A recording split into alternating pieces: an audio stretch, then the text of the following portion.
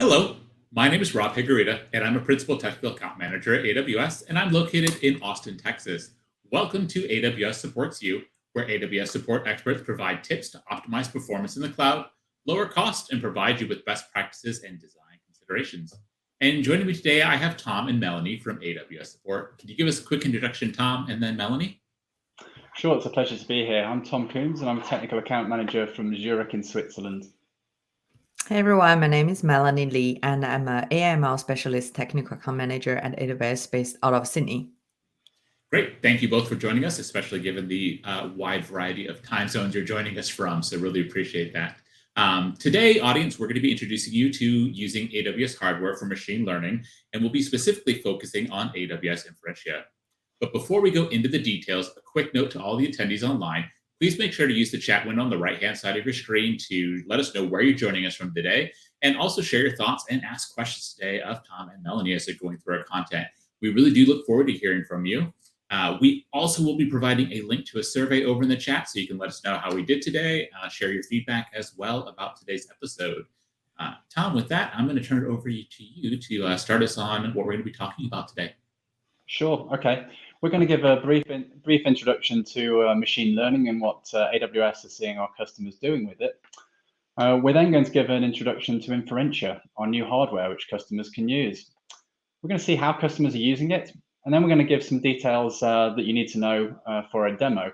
We're going to use Neuron for that, the Neuron SDK. We're going to do some comparisons to see how customers can choose this hardware, Inferentia hardware, versus our other options.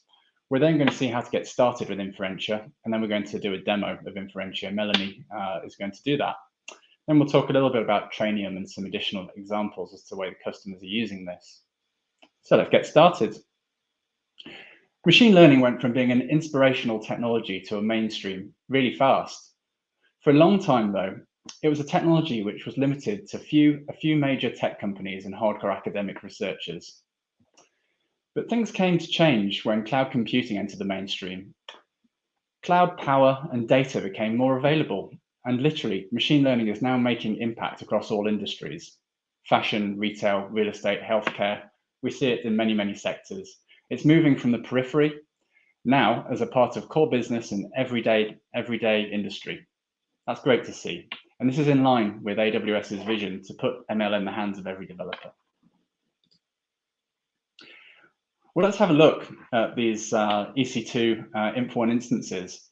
They feature the new hardware, which is built specifically by Amazon, AWS Inferentia. And that's what we're going to talk about today. It's 80% lower cost than GPU instances for running deep learning inference. It seamlessly integrates with key ML frameworks such as TensorFlow, PyTorch, MXNet really quickly. We're going to show you how to do that later on. This is available from a hosting perspective in VMs, containers, Kubernetes, and also SageMaker. And we'll be demoing SageMaker later. Inf1 instances are optimized to serve a variety of machine learning inference use cases, everything from classification, object detection, natural language processing, NLP, speech recognition, search, ranking, and fraud detection. They're useful to customers who are looking to reduce latency as well because of the efficiency of these chips, and we see many customers doing that. We fully expect that lowering the cost of ML will be a major drive in having more applications adopt ML capabilities and provide overall better experience for end users. It also gives customers the ability to be more sustainable, which is something we hear from many customers. Inf1 instances have been available for about just over 2 years now. They've been adopted by a growing number of customers, we're glad to say. Our customers have been able to accomplish some amazing things with Inferentia. Customers like Autodesk and Sprinkler have made significant gains to their NLP models while reducing their costs. Amazon services like robotics, advertising, and Prime Video were able to use Inferentia to reduce costs by 80% while reducing latency.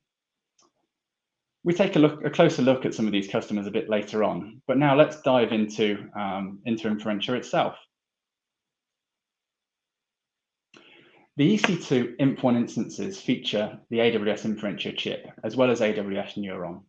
a new software product which natively integrates into popular machine learning frameworks and optimizes performance for Inferentia chips. Inf1 instances are built on the AWS Nitro system, which we'll talk a bit about later on, as well as on the custom second generation Xeon scalable processors. And those have up to 100 gigabits of networking to enable high throughput inference, which is required by many customers. What are your actual choices when you're actually booting one of these things up? Inf1 instances are available in four flavors or sizes.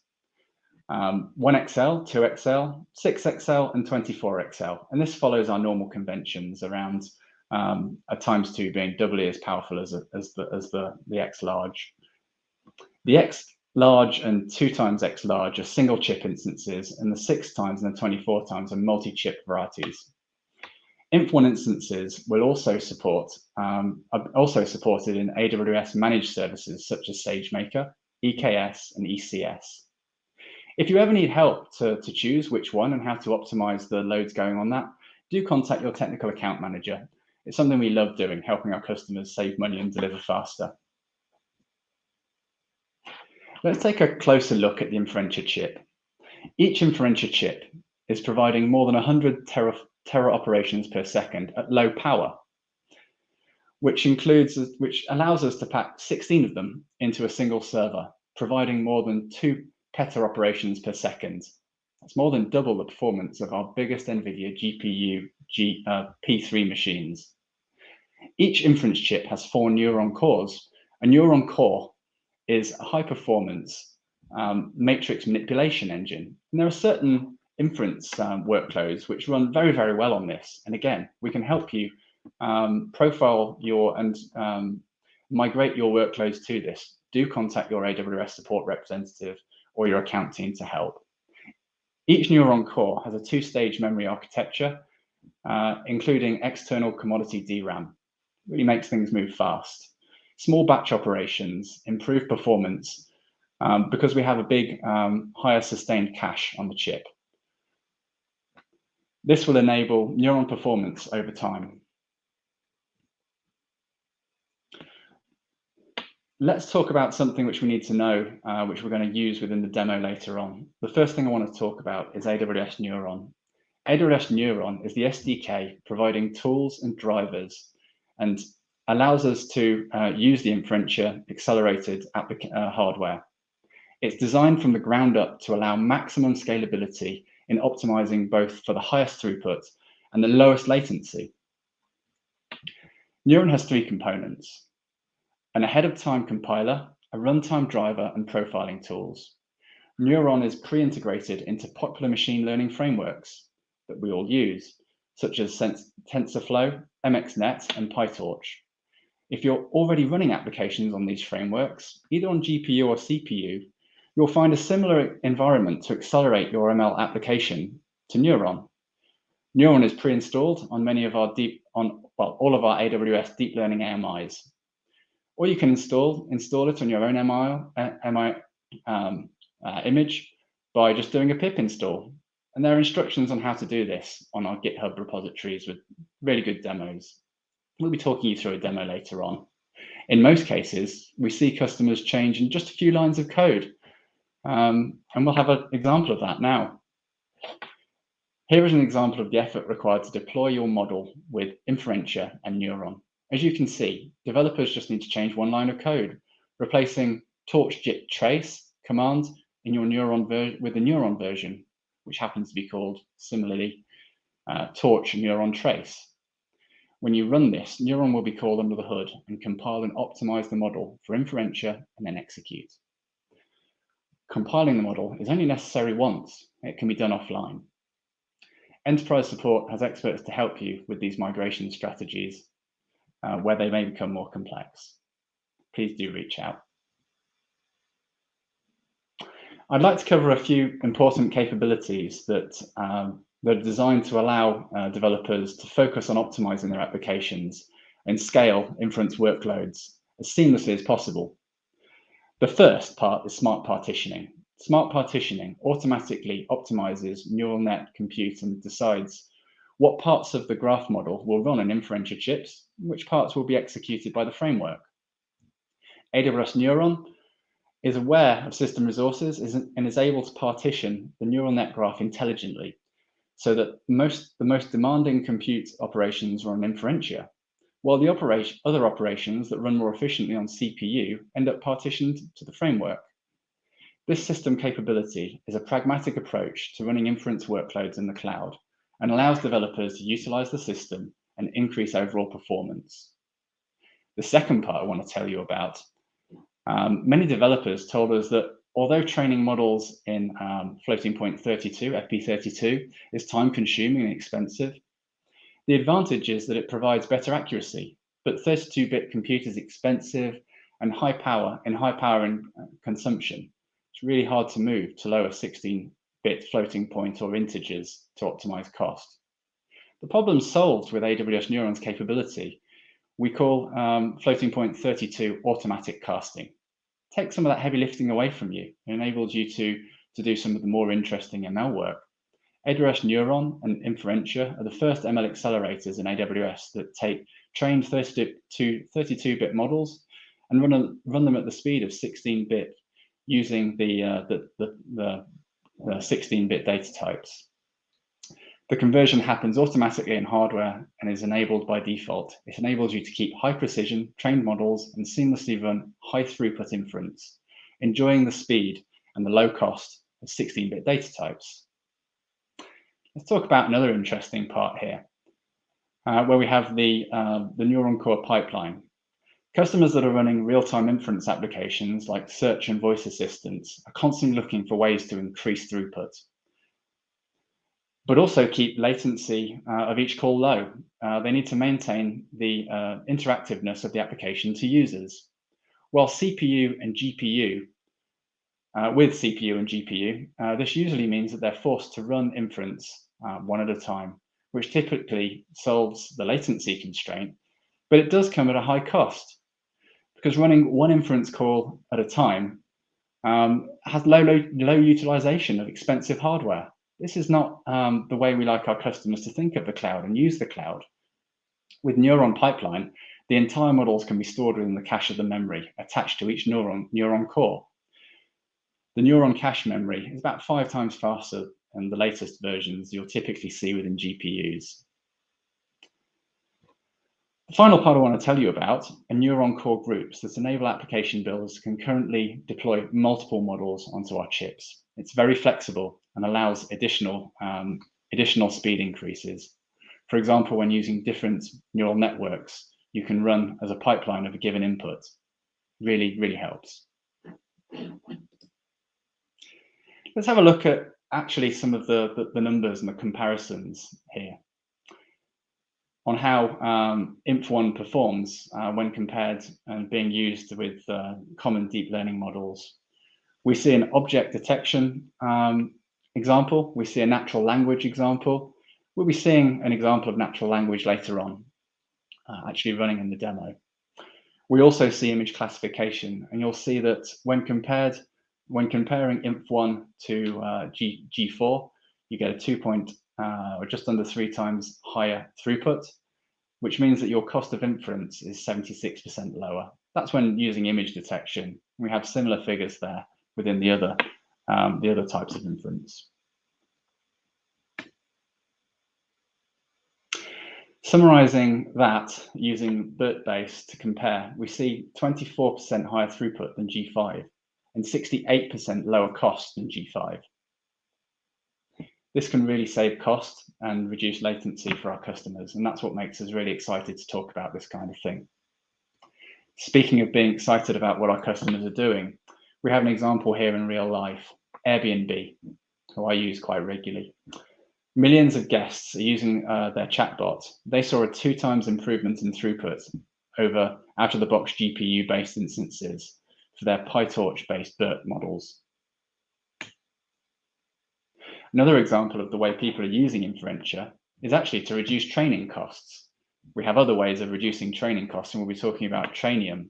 But when you're talking about getting data to train car models, you can see that you need to have labeled data to feed into those. You need to remove duplicates. You need to identify unique images. You need to select diverse driving scenarios. And that you can do as an inference task. And you can then speed up your inputs. Inferentia can achieve 2.85 times higher throughput and 76% higher inference cost than G4DN instances in this particular example. Customers are moving from digital transformation right now to sustainable transformation. It's increasingly important. It's something very important to AWS, Amazon as a whole, and a lot of our customers. Here's a good example of two times high performance per watt on a large workload, meaning a massive CO2 save. And your TAM can help you visualize this and help plan for sustainability. You may have heard of our new well-architected pillar for sustainability. How do you actually get started with Inf1 and Inferentia? One of the ways, which we'll be demoing later, is with SageMaker. This is the easiest and the quickest way. Amazon SageMaker's fully managed service for building, training, and deploying ML models quickly.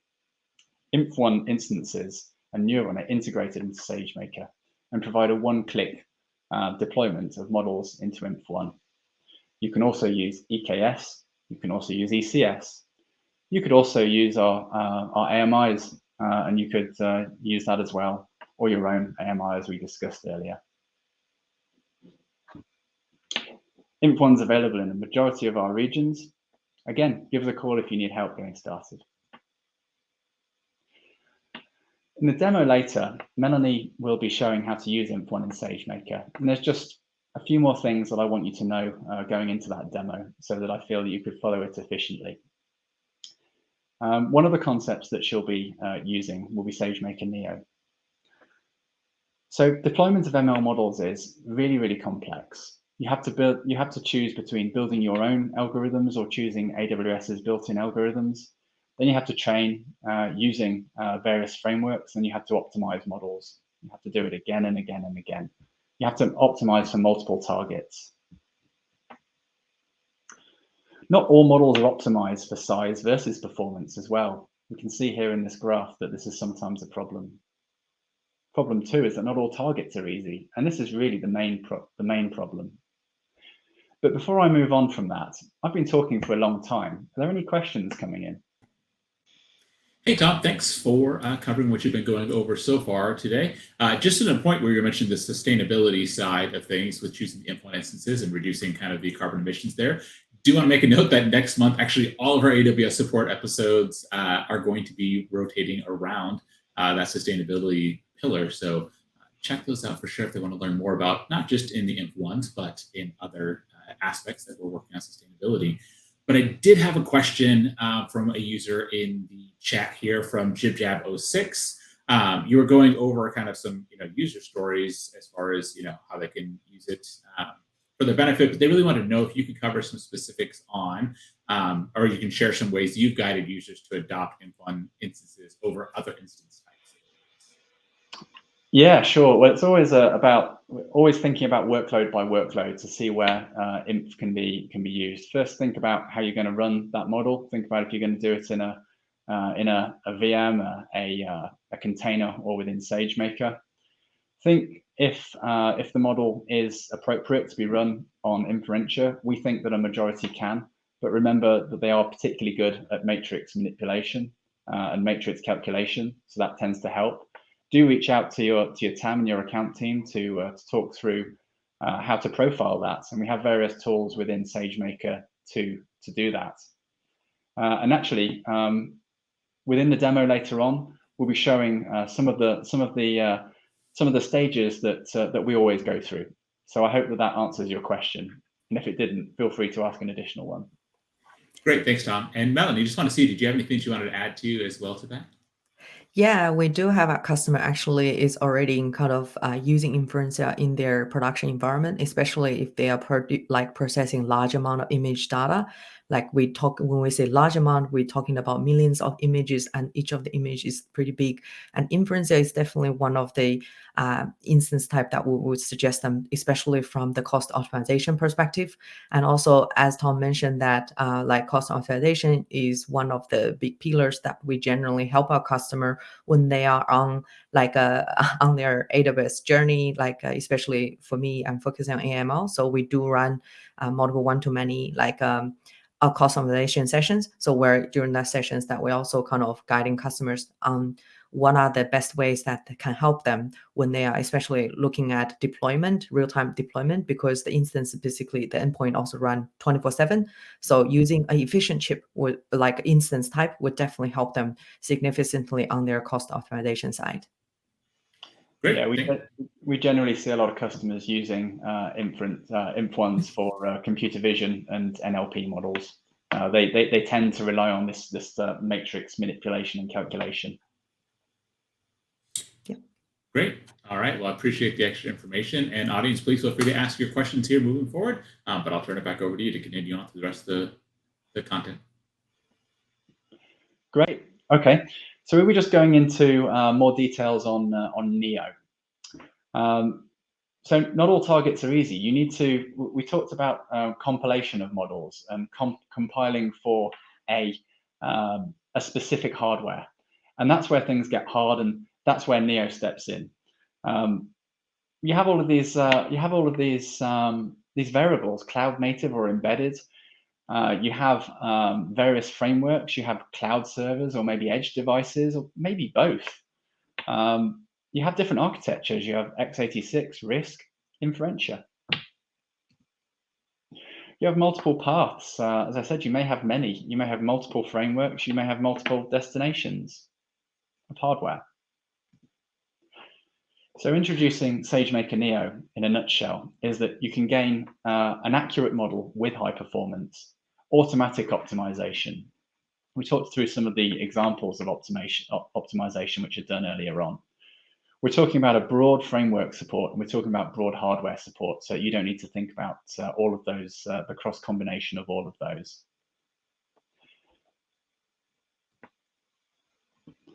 So to summarize on that, multiple deployment options. You have multiple hosting options. You have the ability to do batch transforms. You can use elastic inference. You have the option to run anywhere with Neo when it comes to multiple types of hardware, including Deep Racer, which is really fun. And also Deep Lens, which is our solution for embedding machine learning into camera hardware. So with that, let's actually see how this works with customers. Let's do a demo. For that, I'm going to hand over to Melanie. Do we have any questions before that? Has anything else come in, or should we go straight to the demo? I think we can go straight to the demo. No questions currently at this time, so appreciate that. Over to you, Melanie. Thanks, Tom. And really good presentation and really great information that has shared. So now let's move on to the demo to see how we can actually practice on using Neo and deploying the model on Inferentia. So this demo basically is first like developed and also first run by our San Francisco AWS Summit. So now we just reuse the demo and change a little bit to just providing some tailored content for this session.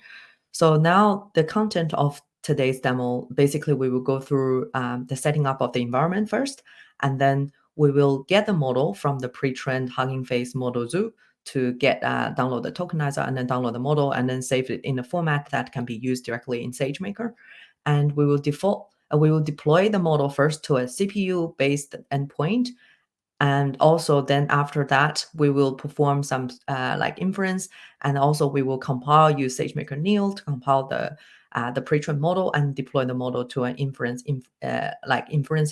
instance. So you will be able to compare like how easy it is from deploying to a traditional like CPU-based instance and to a inference instance, and also using Neo to do model compilation. And after that, we will do a benchmark comparison and compare the two performance of these two endpoints, and then end the demo. So now let's first have a look at, as we have already introduced AWS Inferentia, Neuron, and also SageMaker Neo. I will not take too much time in this section, But then basically we want to deploy into two endpoints. One is CPU based or one is Inferentia. So we will be able to compare the performance of these two endpoint type.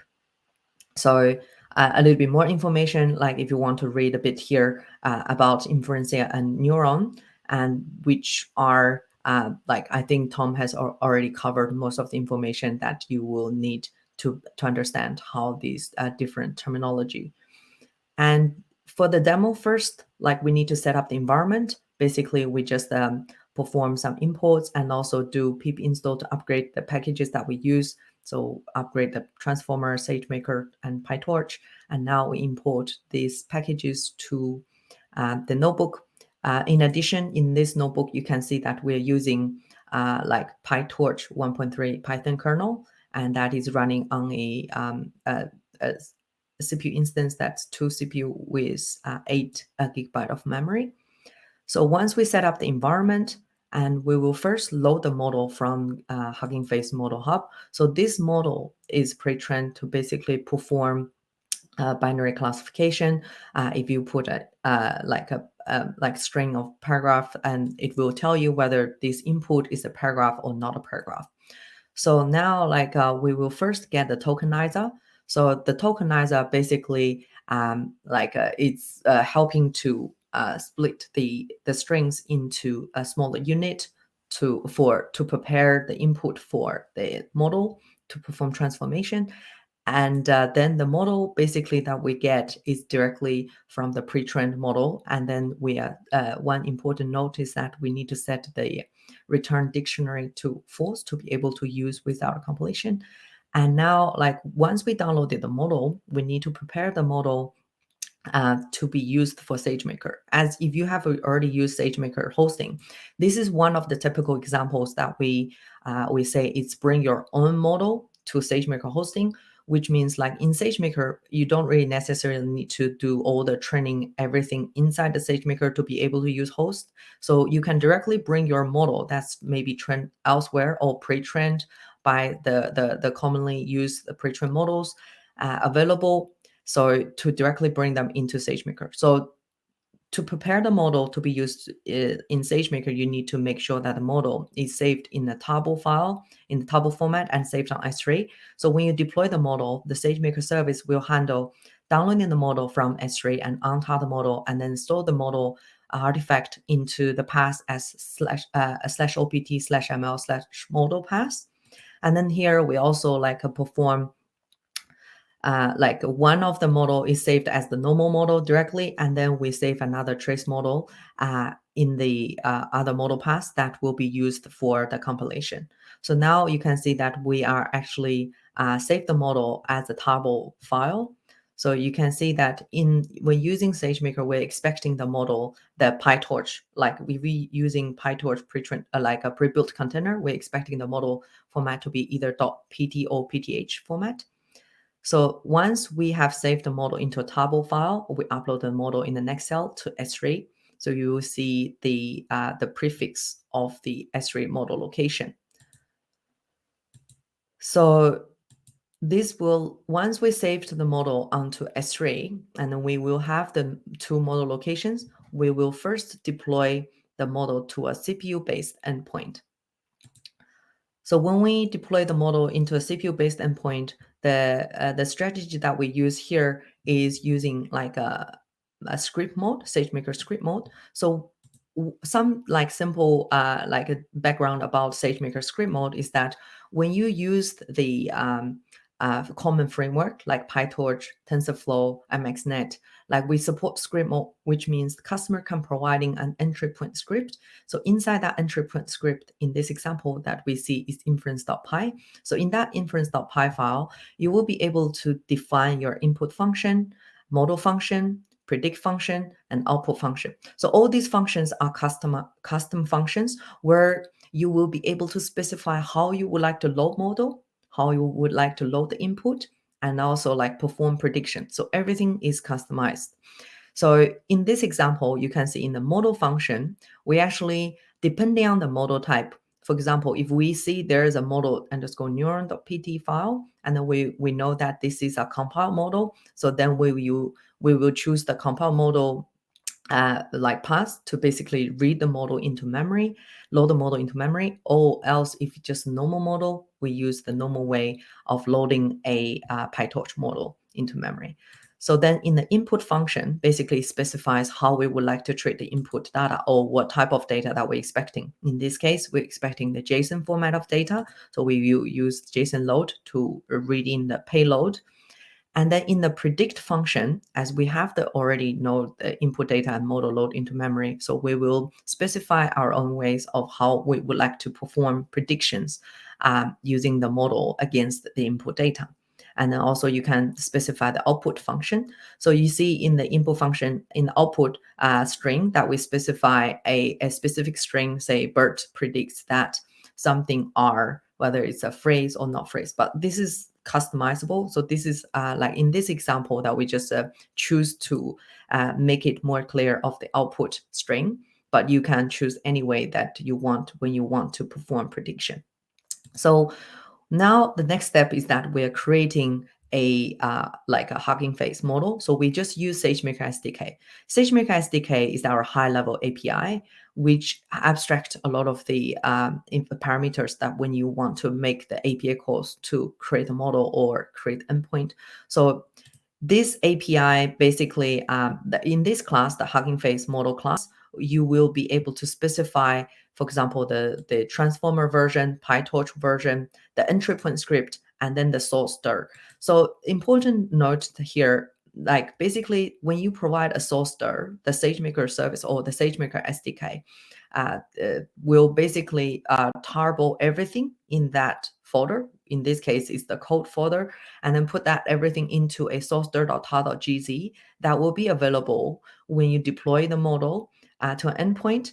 That source.tar.gz file that is stored on S3 will be downloaded to your container, like the hosting container, and stored under a /opt/ml/code folder that will be made available. So if you have additional files, or for example, if you want to pip install additional packages, you can basically put a requirements.txt file there. So when the service, like when the SageMaker service runs the container and like notice there's a requirements.txt file in the code directory, it will automatically pip install all the necessary packages that you put there. So this is just the additional information regarding how to use SageMaker Python SDK and also perform model deployment. So this model function will return a model object. So that model object basically has a deploy function. You can directly use the deploy function here. So what this deploy function does is that it will make 3 API calls. It will make a create model API call, and then that will create the actual SageMaker model, and then create an endpoint configuration. And at the end, based on endpoint configuration, create the endpoint. Now we can see here in the endpoint configuration, we're using a C5 X large, which has 2 CPU, I think it's 2 CPU, 8 gig of memory. So which is equivalent to the CPU like and memory setup as Inferentia. And like once we deploy the model, you will be able to see, okay, it takes about 4 minutes to deploy model to an endpoint. Now we just perform an inference, and you can see that based on the input, and then the model just predicted this is a paragraph. So now let's continue to basically perform a compilation of the pre-trained model and then deploy to an Inferentia instance. So in the first section, that similarly as the previously done with the CPU instance, we perform, we create a model object. So we similarly, you can see the code is almost identical to the ones that we had when we deploy to a CPU instance.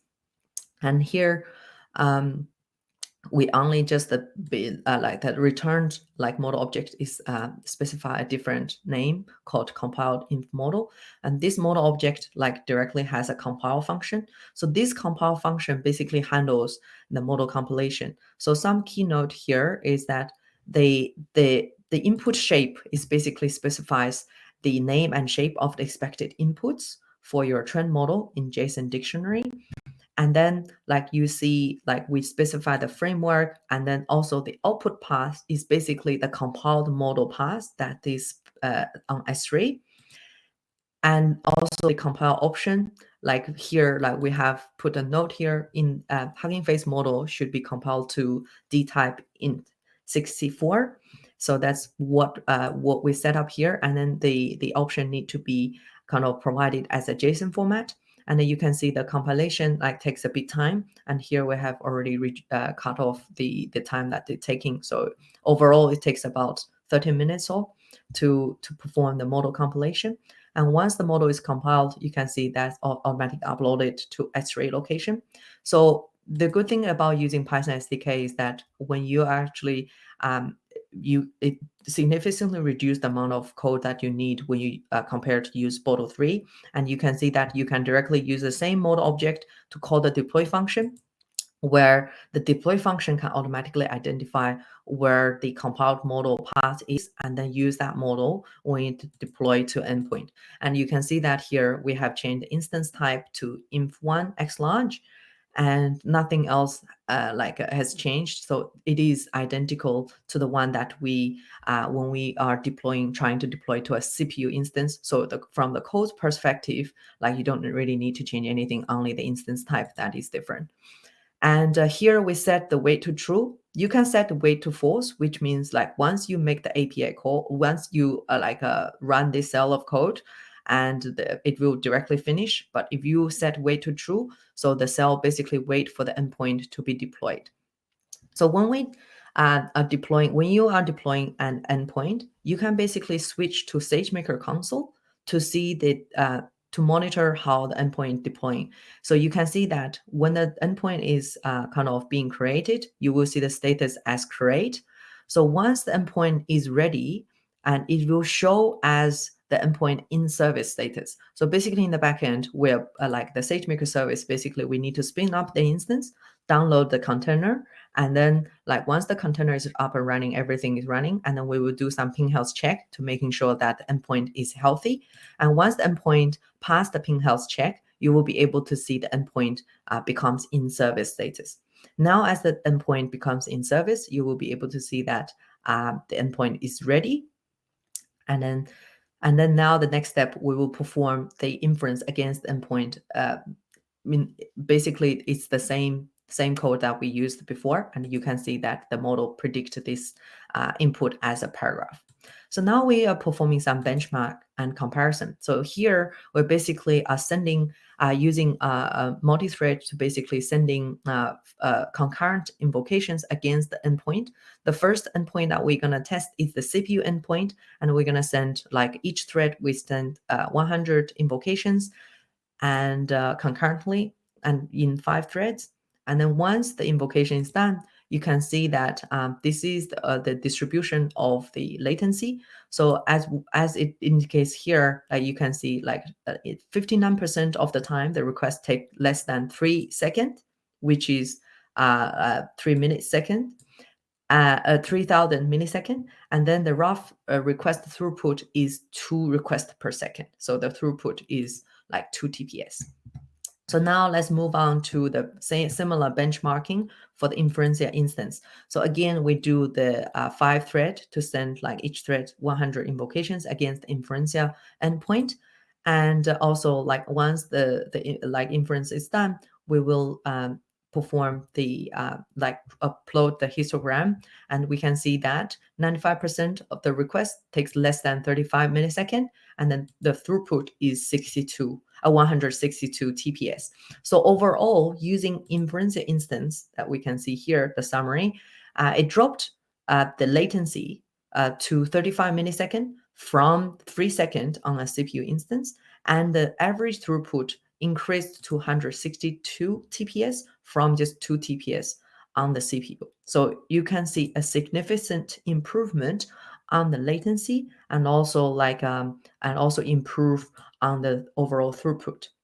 So now after this is done, and we just clean up, and that basically ends the demo. I will hand it back to Tom to continue with the presentation. Thank you very much, Melanie. Great to see the large, the decreases in latency there. Really big changes. And my next slide says a very similar thing. We talked earlier, somebody asked a question about what Inferentia, we see customers using Inferentia for, and we mentioned that Inferentia is great for computer vision and NLP, computer vision like YOLOs, and BERTs are a great fit. Here's an example using BERT. You can see that Inf1 delivers 2.47 times higher throughput than G4 and 24% higher throughput than G5. It delivers 84% lower cost than G4 and 68% lower cost than G5. So really kind of backs up what you were saying. So that's good. We've talked generally about inference today because we were using our Inferentia chips. Just around the corner, we will be releasing our Trainium chips, which are purpose-built chips for training, which is a subtly different machine learning thing and requires, to be that efficient, requires specific hardware. Our TRN1 enables the most cost-effective training in the cloud for a wide range of deep learning workloads. AWS is generating across chips, servers, and the data center connectivity to give our customers cutting-edge hardware, and this is the example of that. We have these in. We should have these generally available within the first half of this year. Let's just talk through a few examples. A few people asked earlier on about how customers are actually using this. We have one example internal to Amazon using AWS. They managed to lower their latency by 30% and save costs by 71%. The Alexa team, always very interesting for me to hear, being an avid Alexa user. I wouldn't be able to turn my lights on and off without it. The Alexa team managed to migrate their highly complex text-to-speech model that generates human-like speech to Inferentia. 80% of Alexa voice responses are now synthesized on Inf1, leading to a 30% cost saving. Inferentia provides a 25% reduction in the latency, which is really important when you're waiting for your lights to come on. That could be a critical situation. We already talked about Airbnb. Sprinkler's AI-driven unified customer experience platform enables companies to gather and translate real-time customer feedback across multiple channels. Using Inf1 showed a significant performance increase at lower cost. Autodesk answers over 100,000 customer questions per month by applying natural language and deep learning techniques. They managed to gain a 4.9% higher throughput over G4 DN. Anthem's application automates the generation of actionable insights for customer options using deep learning natural language models. They deployed their deep learning workload to Inf1. The results were a 2 times throughput increase. So another great example. Thank you very much. I've had a lot of fun here. I hope you have. Any more questions? Tom, Melanie, thank you very much for the information you provided today and showing us how customers can really adopt these Inf1 instances and get some cost savings, and how we ourselves, right, Amazon and AWS, have enabled some of those cost reductions and efficiencies by leveraging this. So no questions from the audience, though. So everyone, today we look at some AWS custom hardware and how it can be easily used to save money, have faster inference latency, and be more sustainable overall. Again, make sure you check out next month's sustainability pillars that we'll be going over in our episodes. If there are any questions that were not answered today, or you think of any questions later on, please head on over to repos.aws, where one of our experts can provide you with an answer on your question. And it could even become a topic for one of our future shows. So if you have feedback for us, please check the chat box on the right. I'll post a link to the survey here shortly. Or you can email us at AWS Supports You at Amazon.com, because we really do want to hear from you and hear what you'd like to see on the show. Thank you for joining us at AWS Supports You. Happy cloud computing. Also, don't forget to stay tuned for. Thank you. Thank you, everyone. Bye-bye. Thanks. Bye.